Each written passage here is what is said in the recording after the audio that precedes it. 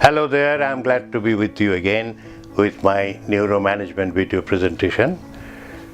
In the last episode, I had told you that there is a very interesting and most convincing theory how our language evolved, and I had talked about Professor Robin Dunbar of Oxford University, who has done research on how the primates and the apes, they groom each other, from which the language has evolved. Now, how it has evolved from grooming? Let me tell you.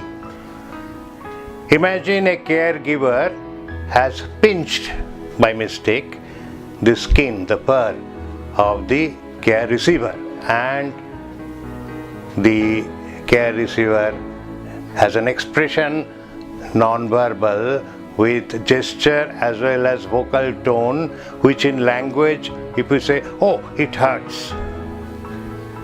Now immediately the caregiver becomes conscious, and as if he is apologizing, he just caresses, increases the care, increases the grooming, soft grooming of the care receiver, as if he is saying, "Oh, I'm sorry."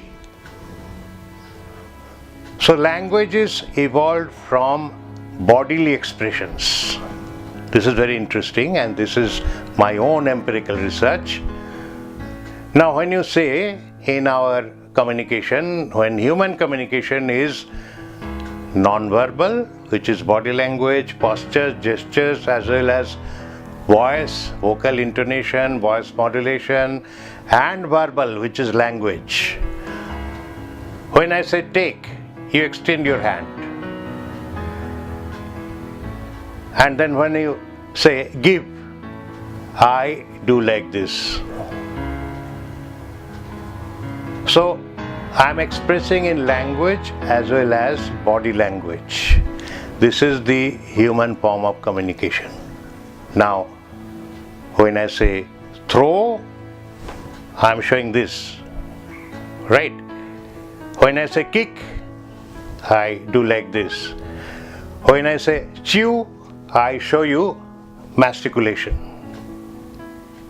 right?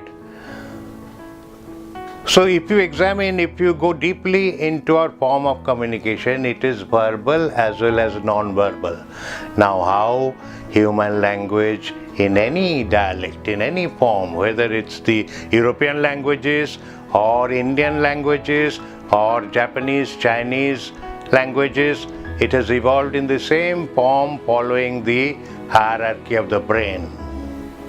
The first primary form of communication started with the reptilian brain, whose function is survival. So language related to eating or feeding, drinking, and then your fighting or fleeing, those are all related to this reptilian brain. And the next level of language development was related to the paleo-mammalian brain, which is the social brain. So playing, enjoying a play, watching a game, and expressing how you like or dislike the game, and then get-togethers, socializing, parties, even Facebook and the other social sites are all related to the paleo-mammalian brain. Last came language related to thinking, which is related to the the neocortical brain. If you remember, this is the level which we use for thinking logically, intelligently, and imaginatively, and creatively, right?